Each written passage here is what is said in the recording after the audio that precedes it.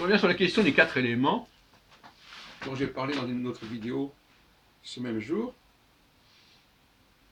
C'est vrai que souvent quand on demande aux astrologues de nous parler des 4 éléments, bon, on voit bien qu'ils n'ont pas travaillé le sujet. Alors j'ai dit tout à l'heure que ces 4 éléments étaient une façon de désigner et de distinguer les 4 signes cardinaux, les 4 signes fixes et les 4 signes mutables. Un élément par... Parce que les 4 signes cardinaux, ben, il y en a 4, donc il y en a un qui va correspondre à tel élément, un autre élément, et ça va se répartir comme ça.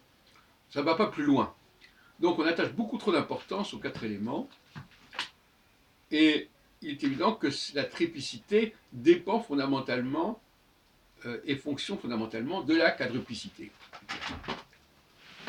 Donc quand on dit oui, les signes, les 4 éléments se suivent dans le zodiaque, dans l'ordre feu, terre, air, eau, ça n'a strictement aucun intérêt, ça n'a aucun sens.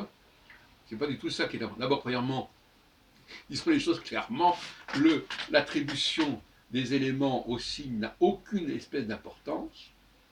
Il faut simplement les désigner. Donc les 4 signes cardinaux, ben, il faut bien qu'il y en ait un qui soit de feu, l'eau d'eau, la lettre de terre, ça c'est évident. Bon, que le bélier de feu soit opposé à la balance d'air, bon, pourquoi pas. Que le sagittaire de feu soit opposé aux gémeaux d'air, on peut trouver ici une cohérence, effectivement, qui n'est pas inintéressante. C'est vrai qu'on a toujours cette dialectique feu-air et terre-eau au niveau des 4 éléments. Ça a été fondé, construit comme ça, si on veut. Bon.